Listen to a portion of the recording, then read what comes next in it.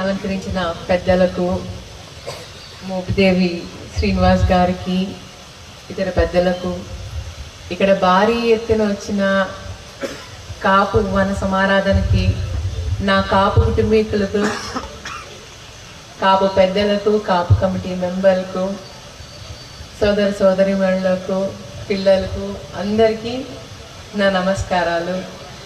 ముఖ్యంగా మా రాధారంగ మిత్రమండలి సభ్యులకు, రంగ అభిమాన సంఘాలకు కూడా నా నమస్కారం.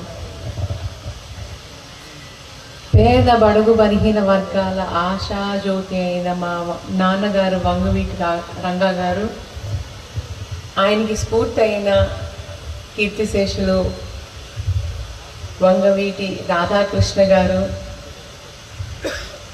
వీళ్ళిద్దరూ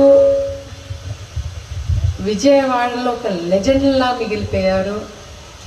ఎక్కడో ఊయూరు పక్కన చిన్న గ్రామం, కాటూరు అనే గ్రామం నుంచి వచ్చి విజయవాడలో స్థిరపడి, ముందు మా పెద్దనాన్నగారు రాధాకృష్ణ గారు అక్కడ యూనియన్ లీడర్గా బాగా ఎదిగి పేద ప్రజలకు సహాయం చేసి, వాళ్ళకి ఏమన్నా కష్టాలు వచ్చినా చేదోడుగా వాళ్ళతో చేదోడు వాదోడుగా ఉండి చాలా అతి తక్కువ కాలంలో పెద్ద లీడర్లా ఎదిగారు ఆయన. కొంతమంది చూసి ఓర్చుకోలేక ఆయన్ని చంపేయటం జరిగింది. ఆ తర్వాత ఆయన ఆశయ సాధనాల్ని స్ఫూర్తిగా తీసుకుని మా నాన్నగారు రంగా గారు ప్రజల్లోకి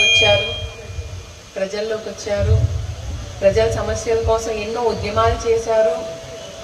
ఆయన పిలుపు మేరకు కాపునాడు కానివ్వండి, లేకపోతే ప్రజా ఉద్యమాలు కానివ్వండి, ఎలాంటి సమస్యలోనైనా కాపు కుటుంబీకులు చాలా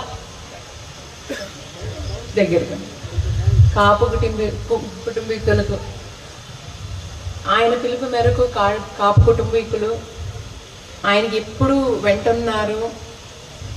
దానికి పెద్ద ఉదాహరణ కాపునాడు.